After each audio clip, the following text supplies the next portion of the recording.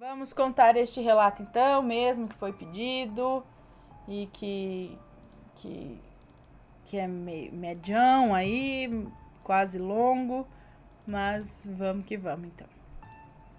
O conheci no seu velório.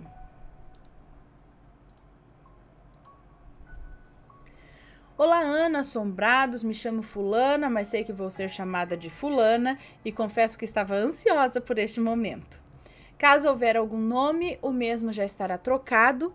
Desculpe qualquer erro que possa conter, pois estou usando o celular. Sou do Mato Grosso do Sul e a história que tenho a contar aconteceu comigo mesmo no ano de 2007, quando eu tinha 21 anos. Hoje estou com 33 e até hoje isso me intriga.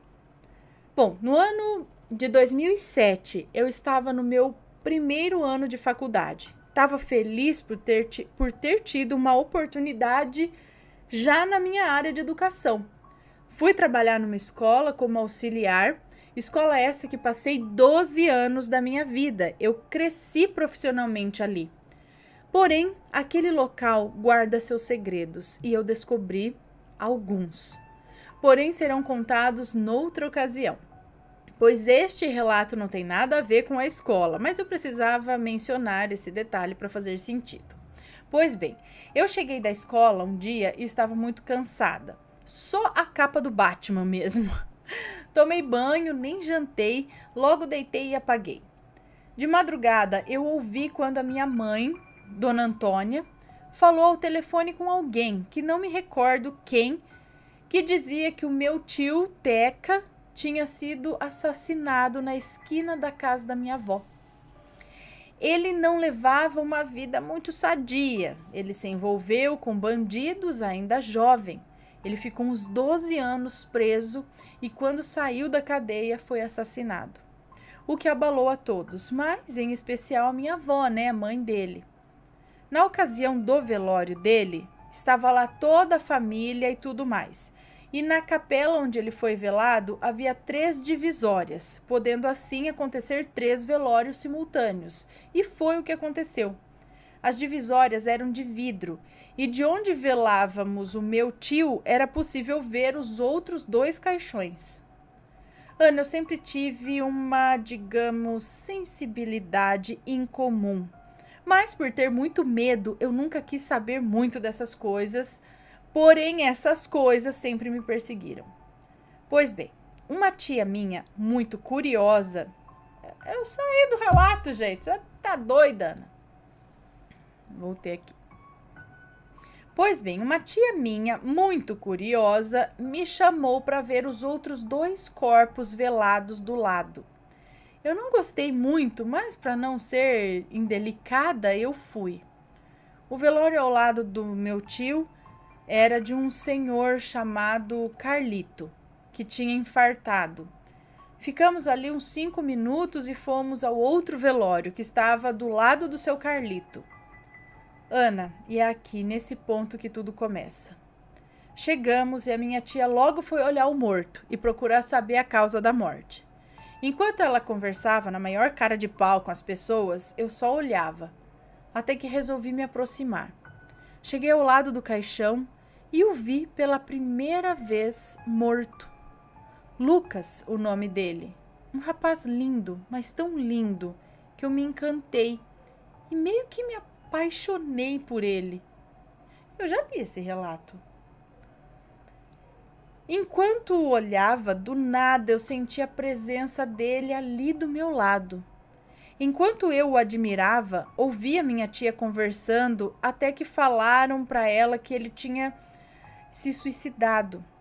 Foi quando notei um esparadrapo desses hospitalares no pescoço dele. E eu tive a sensação que o mundo parou naquele momento. Eu só consegui olhar aquele menino e sentia uma vontade louca de beijá-lo. Em questão de segundos, eu imaginei como seria um romance entre nós dois se eu tivesse conhecido vivo. Se eu tivesse conhecido vivo. Quando eu caí em mim, estava com a mão na mão dele e com os olhos fixos naquele rosto tão lindo, digno de um galã de novela, ou até mesmo um príncipe. Nisso, a minha tia já havia satisfeito a sua curiosidade e me chamou para voltar para o velório do meu tio. E num impulso, eu peguei uma rosa do caixão do Lucas e guardei na bolsa. Daí para frente, eu não parei mais de pensar nele. O velório acabou, saímos para o enterro e depois de tudo finalizado, os dias começaram a passar, a rotina começou a voltar e eu não tirava o Lucas da cabeça. Guardei a rosa que peguei dentro de uma agenda e rapidamente ela secou. Mais ou menos uma semana depois do velório, eu tive o meu primeiro sonho com ele. Mas eu só o via, não conversava nem nada no sonho, só trocávamos olhares. E assim foi durante um tempo. Sonhava sonhos diferentes com ele, mas nunca nos falávamos. O tempo foi passando, passei por muitas dificuldades até que fui diagnosticada com depressão profunda. Minha mãe saiu de casa com seu, na época, namorado, hoje marido. Meus irmãos se casaram e eu fiquei sozinha. Fui entristecendo, não comia, não bebia, não queria mais ir para a faculdade e comecei a faltar no trabalho. Dessa fase para pensamentos suicidas foi um pulo. Eu só queria morrer. Então eu sonhei novamente com o Lucas, mas dessa vez tinha algo estranho. Ele falou comigo, mas tinha uma maldade no olhar que eu não percebia antes nos outros sonhos, quando ele não falava comigo. Nesse sonho, eu estava na minha casa, na varanda, estava triste, e ele veio, sentou do meu lado no chão e começou a dizer que eu era linda e que ele sabia como era passar por tudo que eu estava passando, que ele sabia o que era ser rejeitado e que se eu quisesse, ele sabia como acabar com todo o meu sofrimento. Nesse momento, ele apontou para a viga do telhado da varanda e lá eu me via enforcada. Eu acordei apavorada, mas procurei esquecer disso e fui trabalhar. A coordenadora da escola, Dona Sueli, uma pessoa muito sábia, espírita, percebeu que eu não estava legal e me chamou para conversar.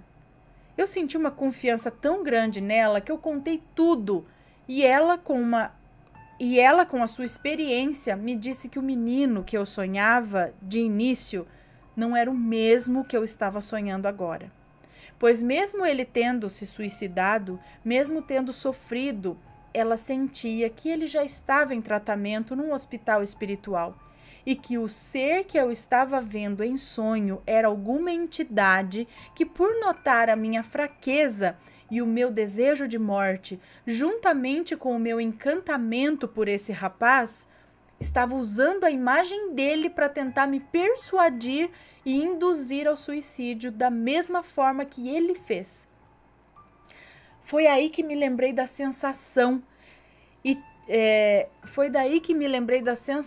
que tive com a presença dele no sonho, em que ele falou comigo. Não era o meu Lucas, pois mesmo sem conhecê-lo em vida, eu sei e sinto que ele era bom. E assim, conforme eu ia me entristecendo, eu sonhava com esse ser que usava as feições dele para conversar comigo. E confesso que às vezes eu quase me esquecia e ia me deixando levar. Mas as lembranças do olhar do verdadeiro Lucas sempre meio que me trazia de volta. Hoje eu ainda sofro de depressão, ansiedade, pânico. Tomo alguns medicamentos e sim, já tentei várias coisas. E também na intenção...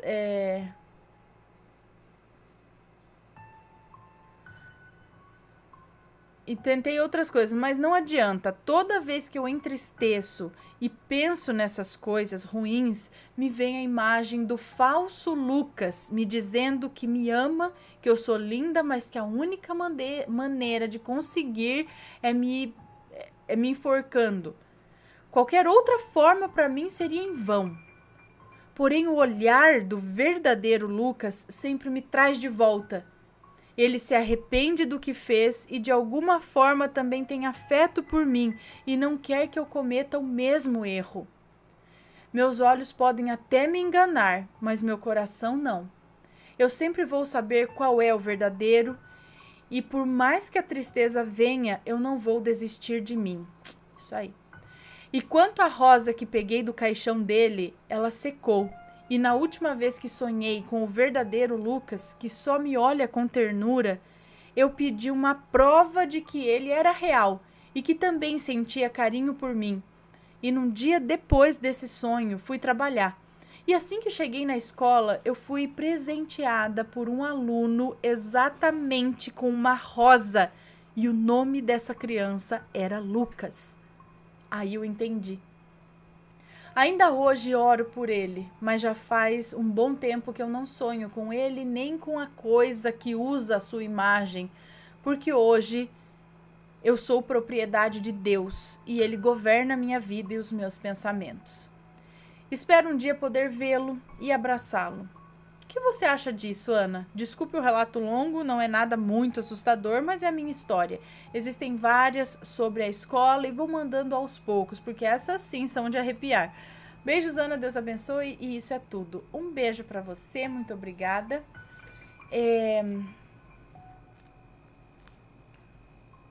Parece loucura, né? Você olhar pro cara, tipo, no caixão, ele tá morto.